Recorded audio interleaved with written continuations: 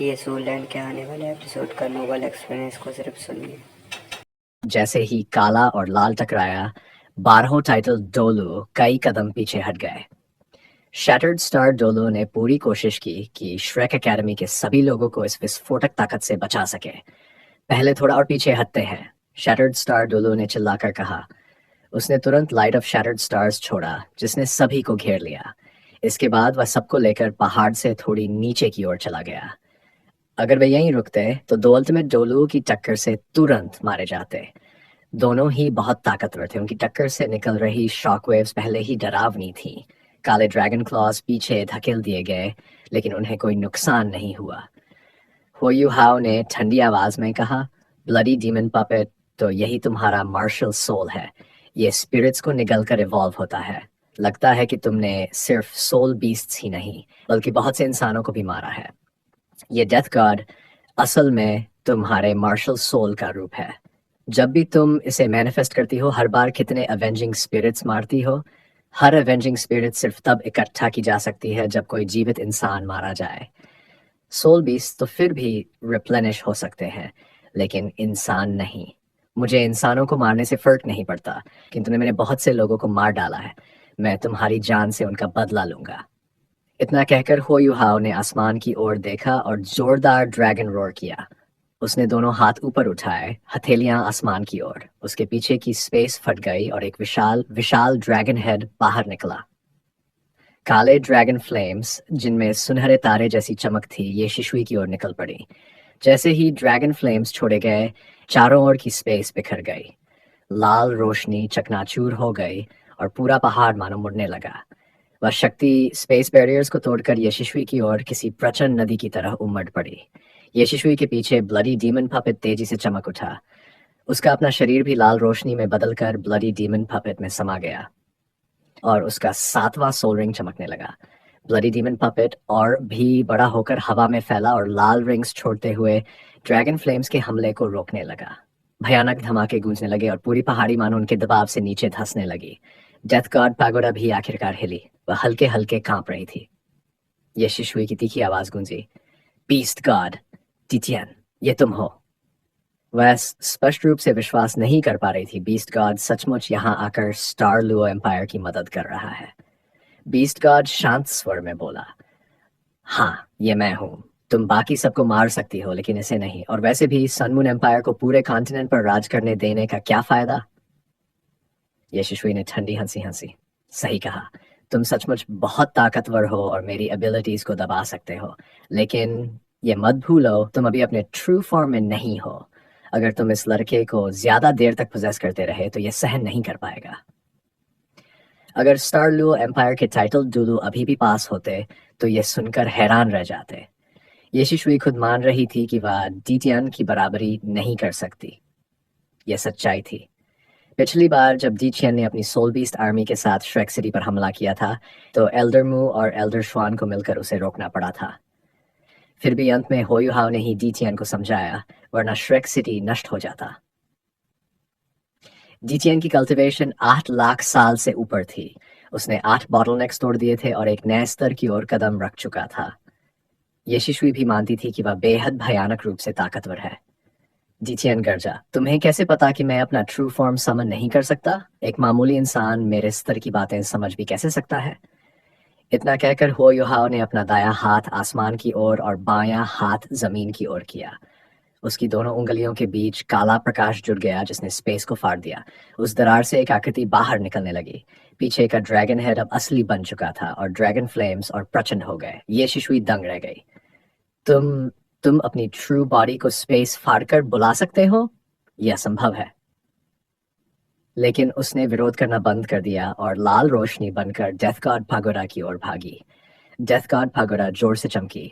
उसमें से अनगिनत अवेंजिंग स्पिरिट्स की चीखें गूंज उठी। आसमान से एक लाल प्रकाश उतरा। यही avenging light of the death god था जो युहाओ पहले भी देख चुका था। ये ड्रैगन फ्लेम से टकराया। असल में यशस्वी पूरी ताकत वाला light of the death God नहीं छोड़ सकती थी, क्योंकि इसके लिए समय और तैयारी चाहिए थी। अवेंजिंग लाइट एक संकुचित रूप था जिसमें हजारों अवेंजिंग स्पिरिट्स खर्च होते थे। यूहाओ नहीं जानता था कि डेथ गॉड पगोडा के कई एवेंजिंग स्पिरिट्स रेडियंट सिटी के विशाल विस्फोट से आए थे, जिससे पगोडा पूरा हुआ और वह क्लास 10 सोल टूल बन पाया। यशस्वी भी एक विलक्षण प्रतिभा थी। मुएन से रिश्ता टूटने के बाद उसने सन मून एम्पायर में सोल टूल्स की खोज की और अपने इविल सोल मास्टर एबिलिटीज को सोल टूल्स से मिलाकर डेथ गॉड पगोडा बनाया। अपनी अपार शक्ति और होली गोस्ट चर्च की मदद से वह सन मून एम्पायर की सबसे ताकतवर सोल इंजीनियर और डेथ गॉड डोलू बनी। साथ ही वह होली गोस्ट चर्च की सुप्रीम लीडर भी थी। सुचेनरन ने उसे अपनी गॉड मदर तक मान लिया था और जोंगलीवू उसका बेटा था। यह कहा जा सकता है कि वह सन मून एम्पायर की सबसे शक्तिशाली शख्सियत थी। काले ड्रैगन फ्लेम्स और अवेंजिंग लाइट की टक्कर से पहाड़ चकनाचूर हो गया। डेथ गॉड पगोडा हवा में उठकर लाल रोशनी बन गई और सन मून एम्पायर की ओर भाग गई। दूर से सन मून एम्पायर की सोल टूल फॉर्मेशन गूंजने लगी। स्टारलू एम्पायर के टाइटल डोलू ने अपना उद्देश्य पूरा कर लिया था। तभी आसमान में सुनहरी रोशनी उठी। यह सेना को आगे बढ़ने का संकेत था। यूहाओ शांत खड़ा होकर डेथ गॉड पगोडा को जाते हुए देखता रहा। उसने पीछा नहीं किया। उसके बगल में बीस्ट गॉड तैर रहा था। उसने यूहाओ को देखा और भौहें सिकोड़ ली। डीटियन ने असंतोष जताया, तुमने बहुत बड़ा दुश्मन खड़ा कर लिया है। अगर मैं अपने ट्रू फॉर्म में न आता तो वह नहीं जाती। यूहाओ सामान्य स्थिति में लौट आया और बोला, तुमने पहले ही मेरी 2 फ्यूचर अपॉर्चुनिटीज छीन ली। अब ऐसे निर्णायक समय पर मदद करना तुम्हारा फर्ज है। और वैसे भी अगर सन मून एम्पायर ने पूरा कॉन्टिनेंट कब्जा लिया तो सभी सोल बीस्ट्स प्रयोगशाला के सब्जेक्ट्स बन जाएंगे। जब वे सोल रिंग्स का विकल्प खोज लेंगे तो सोल बीस्ट्स हमेशा के लिए मिट जाएंगे। इसलिए इंसानों के एम्पायर्स में बैलेंस और शांति तुम्हारे लिए भी जरूरी है। अभी हेवनली सोल एम्पायर लगभग नष्ट हो चुका है। अगर हमने सन मून एम्पायर को बड़ा झटका नहीं दिया तो वे पूरे कॉन्टिनेंट पर राज करेंगे। डीटियन ने गहरी सोच में कहा, लेकिन तुम इतने मजबूत दुश्मन का सामना नहीं कर सकते। अगर मैं तुम्हारे साथ उसकी स्ट्रैटेजी को न समझ पाता तो वह नहीं डरती। वह सही कहती है। मैं अपना ट्रू फॉर्म नहीं बुला सकता। वह लौटकर समझ जाएगी कि उसे मैं ब्लफ करके डराया। ये औरत बहुत ताकतवर है। अगर वह डेथ गॉड पगोडा के साथ रहती तो मैं भी अपने ट्रू फॉर्म में उसे हराने का भरोसा नहीं रखता। यह सुनकर यूहाओ स्तब्ध रह गया। डीटियन जैसा घमंडी भी यीशुई को हराने का विश्वास नहीं रखता था। उसकी ताकत कितनी भयानक थी। डीटियन ने चेताया, इस बार मैंने तुम्हें बहुत ताकत दी। तुम्हारा शरीर अब कोलैप्स होने की कगार पर है। शुक्र है कि तुम्हारे भीतर जबरदस्त लाइफ एनर्जी है जो लेक ऑफ लाइफ जैसी लगती है। यही तुम्हें बचा रही है। लेकिन याद रखो, अगली बार उससे मत भिड़ना, नहीं तो मैं भी तुम्हें नहीं बचा पाऊंगा। तुम्हारी जिंदगी सिर्फ तुम्हारी नहीं, हमारे लिए भी मायने रखती है। डेथ गॉड से जितना दूर रह सको उतना अच्छा। इतना कहकर बीस्ट गॉड धीरे धीरे काले धुएं में बदलकर गायब हो गया। यूहाओ भी काले प्रकाश से घिरा पहाड़ की चोटी पर आ गिरा। काला प्रकाश गायब हुआ और यूहाओ बहुत पीला दिखने लगा। उसके पूरे शरीर से ताजा खून बह रहा था। उसे भयानक पीड़ा महसूस हुई और वह बेहोश हो गया। जब स्टारलू एम्पायर के टाइटल डोलुओ पहाड़ की चोटी पर पहुंचे तो उन्होंने सिर्फ एक चौंकाने वाला दृश्य देखा। मिंगडो माउंटेन रेंज की सबसे ऊंची चोटी की ऊंचाई कम से कम 100 मीटर गिर चुकी थी। पहाड़ की चोटी पर एक बहुत बड़ा गड्ढा बन गया था और उस डिप्रेशन के अंदर छोटे छोटे क्रेटर भरे हुए थे। हालांकि टकराव खत्म हो चुका था, लेकिन पूरा पहाड़ अब भी शक्तिशाली सोल पावर अंडुलेशन से घिरा हुआ था। कभी कभी अवेंजिंग स्पिरिट्स की चीखें भी सुनाई दे रही थी। यूहाओ! शुसेंशी ने तुरंत हो यूहाओ को उस बड़े डिप्रेशन के बीचों बीच पड़ा देखा और उसकी तरफ भागा। श्रेक एकेडमी के सभी लोग भी उसके पीछे पीछे दौड़े। पहाड़ की चोटी पर पहले जो टकराव हुआ था वह इतना तीव्र था कि किसी को समझ ही नहीं आया कि वास्तव में क्या हुआ। लेकिन इस समय डेथ गॉड पगोडा गायब हो चुकी थी। डेथ गॉड डूलू भी गायब हो गई थी। केवल हो यूहाओ वहां पड़ा था। थोड़ी देर पहले जो लाल रोशनी चमकी थी, उसके बाद सन मून एम्पायर के सोल इंजीनियर्स थोड़ी देर के लिए हैरान हुए और फिर जल्दी से भाग निकले। वे जितने सोल टूल्स उठा सकते थे लेकर चले गए। हालांकि यहाँ स्टार लुओ एम्पायर के 10 से ज्यादा टाइटल डोलुओ मौजूद थे, लेकिन उनकी संख्या का फायदा उन्हें नहीं मिला। इतने सारे सोल टूल्स का संयुक्त हमला उनके लिए भी बड़ा खतरा बन सकता था। दुश्मनों को भागते देख उन्होंने पीछा नहीं किया। क्या ये विजय थी? अगर ये वास्तव में विजय थी, तो ये विजय वहां मौजूद केवल 20 लोगों की थी, और उनमें सबसे निर्णायक भूमिका हुओ युहाओ ने निभाई थी। सभी टाइटल डोलुओं ने जब डेथ गॉड डोलुओ की असीम शक्ति देखी, तो वे हक्के बक्के रह गए। वे अच्छी तरह जानते थे कि इतनी शक्तिशाली शत्रु को वे अपनी संख्या के बल पर भी नहीं हरा सकते, और ऊपर से यशीशुई के पास डेथ गॉड भगोड़ा का सहारा भी था। अगर लड़ाई जारी रहती, तो वे सब पूरी तरह समाप्त हो जाते। लेकिन ठीक उसी समय हो युहाओ की अज्ञात शक्ति ने डेथ गॉड डोलुओ को रोक लिया। वे लड़ाई की पूरी प्रक्रिया नहीं देख पाए थे, लेकिन अंतिम परिणाम यही दिखा रहा था कि हो युहाओ हारा नहीं। डेथ गॉड डोलुओ और डेथ गॉड पगोडा दोनों गायब हो गए, और सन मून एम्पायर के सोल इंजीनियर्स पीछे हट गए। इसका मतलब था कि मिंगडो माउंटेन रेंज अब स्टारलू एम्पायर के हाथ में वापस आ गया। ये स्टारलू एम्पायर के लिए बेहद महत्वपूर्ण था। अब जब ये माउंटेन रेंज फिर से उनके कब्जे में थी, तो सन मून एम्पायर के लिए इसे फिर से हासिल करना और स्टारलो एम्पायर पर हमला करना बहुत मुश्किल हो जाएगा। साथ ही इस समय सन मून एम्पायर के पास ठोस लीडरशिप की भी कमी थी। इसका मतलब था कि स्टारलू एम्पायर अब आगे बढ़ सकता था। सभी टाइटल डोलू बहुत उत्साहित थे, लेकिन श्रेक एकेडमी के लोग बेहद गंभीर दिख रहे थे। जब वे सब हो युहाओ के चारों ओर इकट्ठा हुए, तो उन्होंने देखा कि उसके कपड़े खून से लथपथ थे। खून उसके हर पोर से निकल रहा था, और उसकी ऑरा बहुत कमजोर हो चुकी थी। उनमें से कोई भी उसकी सोल पावर को महसूस नहीं कर पा रहा था। शुसंशी गंभीरता से झुककर होयाओ की छाती पर हाथ रखकर उसकी स्थिति जांचने लगा। थोड़ी देर बाद उसने भौंहें सिकोड़ ली और खड़ा हो गया। एक गाय ने घबराकर पूछा, थर्ड सीनियर, कैसा है वो? उसकी आंखों में आंसू भर आए थे। हालांकि उसने अपने मन की भावनाओं को दबा दिया था, लेकिन होयुहाओ को इतनी बुरी हालत में देखकर उसका दिल फट रहा था। सुसंशी ने गंभीर स्वर में कहा, अच्छा नहीं है। उसका लाइफ ऑरा बेहद कमजोर है। उसकी हार्ट बीट इतनी धीमी है कि लगभग महसूस ही नहीं हो रही। वह किसी भी समय मर सकता है। युहाओ, जागो। ये गई उसके पास बैठ गई और रोते हुए उसे जगाने की कोशिश करने लगी।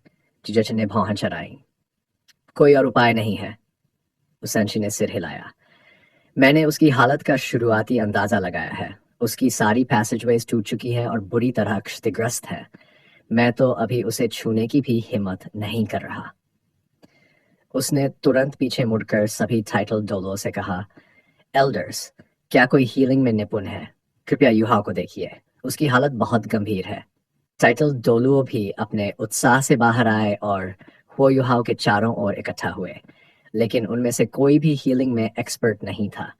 सभी ने उसकी हालत देखकर वही निष्कर्ष निकाला जो शू सेंची ने बताया था। उसकी पैसेजवेज बुरी तरह क्षतिग्रस्त थीं। कोई और होता तो अब तक मर चुका होता, लेकिन उसके शरीर में कोई अजीब सी शक्ति थी जो उसे जीवित रखे हुए थी। उसका रक्त संचार पूरी तरह से बंद था, सिर्फ दिल के आसपास के छोटे से हिस्से को छोड़कर। उसकी सोल पावर तो पहले ही गायब हो चुकी थी। इस समय सभी टाइटल डोलू बेबस थे। शैटर्ड स्टार डोलू ने कहा, युहाओ की चोट बहुत गंभीर है। अभी हमें उसे छेड़ना नहीं चाहिए। पहले सेना से जाकर मिलते हैं। क्या है? जाइंट हैमर, तुम तुरंत वापस जाओ और मार्शल से कहो कि the healing type soul master यहाँ भेजें। मैं यहाँ पहरा दूंगा। ऑलराइट। जायंट हैमर डोलू ने सिर हिलाया और उड़ गया। हो युहाओ ने मिंगडो माउंटेन रेंज को वापस हासिल करने में सबसे बड़ा योगदान दिया था। यहाँ तक कि ये घमंडी टाइटल डोलुओ भी उसके लिए सम्मान से भर गए थे। वे उस रहस्यमय शक्ति को देखकर हैरान थे जिसने उसकी जान बचाई हुई थी। सभी को अंदाजा था कि युहाओ ने कोई ऐसी शक्ति उधार ली थी जो उसकी खुद की नहीं थी, ताकि वह डेथ गॉड डोलुओ का सामना कर सके। उसका शरीर इतनी महान शक्ति सहन नहीं कर सका और गंभीर रूप से क्षतिग्रस्त हो गया। उन टाइटल डोलुओं को लगता था कि उसका जीवित रहना ही किसी चमत्कार से कम नहीं है। ऐसी शक्ति से लड़कर बचना जो अल्टीमेट डोलो का सामना कर सके, उनके लिए भी संभव नहीं था। थंगुतोंग भी हो युहाओ के पास खड़ी थी। वह ये गाय की तरह जोर से नहीं रोई, बस चुपचाप खड़ी होकर खोई खोई सी उसे देखती रही। उसके मन में बार बार वही दृश्य घूम रहा था जब युहाओ ने डेथ गॉड की लाइट उस पर गिरने से पहले अपनी जगह उससे बदल ली थी। वह खुद से पूछ रही थी, अगर मैं उसकी जगह होती तो क्या ऐसा कर पाती? हो युहाओ, ये नाम अब हमेशा के लिए तंगुतोंग के दिल में छप चुका था। इसी समय हीलिंग टाइप सोल मास्टर की एक बड़ी टीम वहां पहुंची। उनके साथ सोल मास्टर लीजन भी आया था जो माउंटेन रेंज को रिक्लेम करने आया था। सभी ये देखकर दंग रह गए कि व्हाइट टाइगर ड्यूक खुद आए थे और उनके साथ एक हीलिंग टाइप टाइटल डोलुओ भी था, साथ ही करीब 16 अन्य healing type soul masters. Yuhao कहाँ है? व्हाइट टाइगर ड्यूक ने उतरते ही सबसे पहले यही पूछा। शैटर्ड स्टार डोलुओ का चेहरा बदल गया। उसने सोचा भी नहीं था कि व्हाइट टाइगर ड्यूक खुद यहाँ आएंगे। वे स्टारलू एम्पायर की सेना के लिए बहुत महत्वपूर्ण थे। अगर डेथ गॉड डोलुओ वापस आ गई तो उनकी रक्षा करना मुश्किल होगा। ड्यूक, आप? व्हाइट टाइगर ड्यूक ने हाथ उठाकर उसे रोक दिया और कहा, पहले इस जान को बचाना जरूरी है, बाकी बातें बाद में देखी जाएंगी। सुसेंशी, जंगनन और बाकी सब उसे हो यू हाओ के पास ले गए। वह हीलिंग टाइप टाइटल डोलू एक सफेद बालों वाली बुजुर्ग महिला थी जिसके चेहरे पर गहरी झुर्रियां थीं। उसकी उम्र का अंदाजा लगाना मुश्किल था। उसने हो यू हाओ के पास पहुंचकर हाथ उठाया। हरे रंग की एक हल्की रोशनी तुरंत एक बैरियर में बदल गई जिसने यूहाओ को ढक लिया। ड्यूक, कृपया यूहाओ को बचाए। शुसेंशी की आवाज कांप रही थी। व्हाइट टाइगर ड्यूक ने दृढ़ता से कहा, चिंता मत करो, मैं पूरी कोशिश करूंगा। यूहाओ हमारे एम्पायर का महान सेवक है। उसने पहाड़ की चोटी पर हुए विस्फोटों को दूर से देखा था। शुरू में ही उसे अंदेशा हो गया था कि यूहाओ पकड़ा जा चुका है, लेकिन यूहाओ ने निराश नहीं किया। रोशनी लगातार चमकती रही और विस्फोट बढ़ते गए। तब ड्यूक ने अपनी सेना को तैयार कर दिया था। आखिरकार उसने देखा कि पहाड़ ध्वस्त हो रहा है। इसका मतलब था कि यूहाओ सफल हो गया। लेकिन जब जायंट हैमर डोलू ये खबर लाया कि यूहाओ गंभीर रूप से घायल है तो ड्यूक का दिल कस गया। वह प्रिंसेस जूजू की रोकने की कोशिश को नजरअंदाज कर खुद हीलिंग मास्टर्स की टीम लेकर यहाँ आ गया। उसके मन में केवल एक ही विचार था, चाहे जो हो जाए, यूहाओ को बचाना है। ऐसा प्रतिभाशाली व्यक्ति एम्पायर के लिए बहुत जरूरी है। ये गाय ने अपनी मुट्ठियां भींच ली और मन ही मन प्रार्थना करने लगी। नक्यू ने भी हाथ जोड़कर चुपचाप मंत्र बुदबुदाना शुरू किया। व्हाइट टाइगर ड्यूक ने धीमी आवाज में कहा, यूहाओ ठीक हो जाएगा, चिंता मत करो। जो व्यक्ति इस समय यूहाओ को हील कर रहा है वह स्टार लू एम्पायर के इंपीरियल श्राइन की हॉल मास्टर है। वह एक टाइटल डोलू है। जब तक कोई सांस ले रहा है वह उसे बचा सकती है। शायद तुम सबने उसका नाम पहले सुना हो। उसका नाम है। ये रहा पूरा चैप्टर 4.2 का।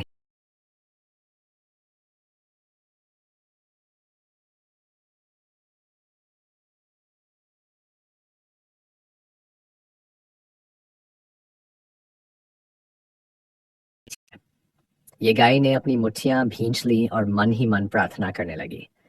नक्यू ने भी हाथ जोड़कर चुपचाप मंत्र बुदबुदाना कर रहा है। वह स्टार लू एम्पायर के इंपीरियल श्राइन की हॉल मास्टर है। वह एक टाइटल डोलू है। जब तक कोई सांस ले रहा है वह उसे बचा सकती है। शायद तुम सबने उसका नाम पहले सुना हो। उसका नाम है।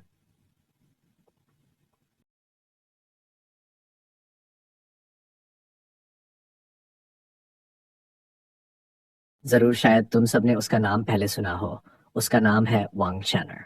वांग शैनर शब्द सुनते ही शू सेंशी सबसे पहले प्रतिक्रिया दिया। उसका शरीर थोड़ा हिला और चेहरे पर आश्चर्य की झलक आई। उसने पूछा, क्या आप इमॉर्टल डर्डलो वांग शैनर की बात कर रहे हैं? व्हाइट टाइगर ड्यूक ने धीरे से सिर हिलाया। सू सैनशी ने बड़ी राहत की सांस ली और बाकी लोगों को समझाया, दुनिया की सबसे बड़ी हीलिंग टाइप सोल मास्टर हैं।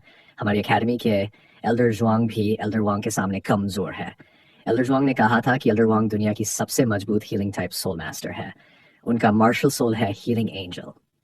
हीलिंग टाइप और फूड टाइप सोल मास्टर्स के लिए टाइटल डोलो बनना असॉल्ट टाइप सोल मास्टर्स की तुलना में बहुत कठिन होता है, क्योंकि फाइटिंग से सोल मास्टर्स की पोटेंशियल बढ़ती है, लेकिन हीलिंग टाइप और फूड टाइप सोल मास्टर्स कम ही लड़ते हैं। वे केवल कल्टिवेशन और एक्सपीरियंस के एक्यूमुलेशन पर निर्भर करते हैं। इस कारण उनमें से बहुत कम ही टाइटल डोलू बन पाते हैं। ट्रांसेंडेंट डोलू बनने वाले और भी दुर्लभ होते हैं। इमॉर्टल डॉक्टर डोलू वांग शैनर उन रेयर हीलिंग टाइप ट्रांसेंडेंट डोलू में से एक है। वह शायद पूरे स्टार लुओ एम्पायर की सबसे महत्वपूर्ण ट्रम्प कार्ड है और स्टार लुओ एम्पायर के इंपीरियल श्राइन की हॉल मास्टर भी। वह केवल एक और ट्रांसेंडेंट डोलो से ही कमजोर है, जो स्टार लुओ एम्पायर की सबसे शक्तिशाली इंडिविजुअल है। अगर इस मिरेकल हीलर भी हुहाओ को नहीं बचा पाती तो इसका मतलब था कि हुहाओ सच में मरने वाला था। यही कारण था कि सुसेंशी ने राहत की सांस ली जब उसने पाया कि वह इमॉर्टल डॉक्टर डोलू है। वह हुहाओ को लंबे समय से जानता था। वह जानता था कि हुआ की सर्वाइवल एबिलिटीज चौंकाने वाली हैं और उसने कई बार डेथ से बचकर खुद को बचाया है। सर्वाइवेबिलिटी के मामले में वह श्रेक्स 7 मॉन्स्टर्स के मेंबर्स में सबसे बेहतर है। अब इमॉर्टल डॉक्टर डोलू मौजूद होने से उसके मरने की संभावना लगभग शून्य थी। वांग शैनर के हाथों में ग्रीन लाइट धीरे धीरे कम हुई और उसने हल्का सा भौहें चढ़ाई। उसके चेहरे की रिंकल्स और स्पष्ट हो गई। इस छोटे फेलो की इंजरीज बहुत अजीब है। अजीब? यह सुनकर श्रेक एकेडमी के सभी लोग चिंतित हो गए। टांग वुटोंग ने तुरंत पूछा, क्या अजीब है? उसने जवाब दिया, उसके पैसेजवेज लगभग टूट चुके हैं, खासकर उसके मेन पैसेजवेज। उसकी इंजरीज बहुत गंभीर है। अगर मैं गलत नहीं हूं तो उसके पूरे शरीर में किसी इमेंस फोर्स ने सर्ज किया होगा जिससे उसके पैसेजवेज बर्स्ट हुए। लॉजिक के अनुसार ऐसी स्थिति में उसका फ्लैश फट जाना चाहिए था। उसके जीवित रहने की कोई संभावना नहीं होनी चाहिए थी। लेकिन मुझे चौंकाने वाली बात यह है कि उसके मेन ऑर्गन्स अभी भी ठीक है, जबकि उसके पैसेजवेज इतनी गंभीर रूप से घायल है। और अधिक आश्चर्यजनक बात यह है कि उसके डैमेज पैसेजवेज केवल टेम्पररली ब्लॉक्ड है। उसका ब्लड फ्लो नहीं कर रहा, बल्कि पैसेजवेज में फंसा हुआ है। इसके अलावा उसके डैमेज पैसेजवेज में बहुत स्ट्रॉन्ग लाइफ एनर्जी है। वे खुद से रिकवर हो रहे हैं। ये कुछ ऐसा है जिसे मैंने पहले कभी नहीं देखा या सुना। मुझे लगता है कि उसके पास एक्स्ट्रॉर्डिनरी लाइफ एनर्जी है जो उसे ऐसा अनुभव करने में सक्षम बनाती है। साथ ही उसके शरीर की कुछ फोर्स उसे प्रोटेक्ट कर रही है। व्हाइट टाइगर ड्यूक जल्दी से पूछे, तो हमें क्या करना चाहिए? हम उसे कैसे हील करें? इमॉर्टल डॉक्टर डोलू ने सिर हिलाया और कहा, उसे हील करने की कोई जरूरत नहीं है। क्या? सभी ने एक साथ कहा। इमॉर्टल डोलू ने कहा कि उसे हील करने की आवश्यकता नहीं है। क्या इसका मतलब यह था कि हो यू हाउ डूम्ड है? इमॉर्टल डॉक्टर डोलू ने जेस्चर किया और कहा, गलत मत समझो। मेरा मतलब यह है कि वह रिकवर कर पाएगा, लेकिन उसे थोड़ा समय चाहिए। मैं उसकी लाइफ एनर्जी स्टिमुलेट करूंगी और कोशिश करूंगी कि उसकी बॉडी में लाइफ एनर्जी डाल दूं। इससे उसकी रिकवरी स्पीड बढ़ेगी। बस यही पर्याप्त होगा। हमें उसे ओवर ट्रीट करने की जरूरत नहीं। कभी कभी ओवर ट्रीटिंग बॉडी को अननेसेसरी डैमेज पहुंचा सकता है। चूंकि उसकी सेल्फ हीलिंग एबिलिटीज पहले से ही बहुत स्ट्रांग है, हम उसे केवल हील होने देंगे। ये उसके लिए सबसे बेनिफिशियल होगा। वांग शैनर की एक्सप्लेनेशन सुनकर वहां मौजूद सभी ने राहत की सांस ली। व्हाइट टाइगर ड्यूक ने सम्मानपूर्वक कहा, तो फिर आपकी मदद चाहिए होगी। शैनर की आंखों में चमक आई और वे जेड ग्रीन हो गई। उसकी आंखों का जेड ग्रीन रंग सभी को ब्राइट और लाइवली महसूस करा रहा था। इसके बाद इमॉर्टल डॉक्टर डोलो के शरीर में अजीब परिवर्तन होने लगे। उसकी पीठ के पीछे कई पेयर्स ऑफ विंग्स खुलने लगे। 5 पेयर्स ऑफ विंग्स दिखाई दिए। वे सभी जेड ग्रीन थे। वे बीजी के विंग्स जैसी दिखती थी। लेकिन इमॉर्टल डॉक्टर डोलो के विंग्स बीजी के विंग्स से छोटे थे, हालांकि अधिक संख्या में थे। हर पेयर ऑफ विंग्स के आने के बाद हवा में लाइफ एनर्जी अधिक कॉन्सेंट्रेटेड हो गई। सभी विंग्स के आने के बाद पूरे माउंटेन टॉप को लाइफ का ओशन लगा। सभी लोगों को अजीब तरह की रिलैक्सेशन और कंफर्ट महसूस हुई। इमॉर्टल डॉक्टर डोलू स्टारलू एम्पायर का नेशनल ट्रेजर थी। कौन सुनिश्चित कर सकता था कि कोई कभी हर्ट न हो या कभी बीमार न पड़े? वह स्टारलू एम्पायर के लिए एक गॉडेस जैसी थी। इमॉर्टल डोलू के शरीर में कुछ अजीब हुआ। हर बार एक पेयर ऑफ विंग्स उभरते ही वह और युवा दिखाई देने लगी। 5वें पेयर के बाद वह बिल्कुल 18 या 19 साल की लड़की जैसी दिखने लगी।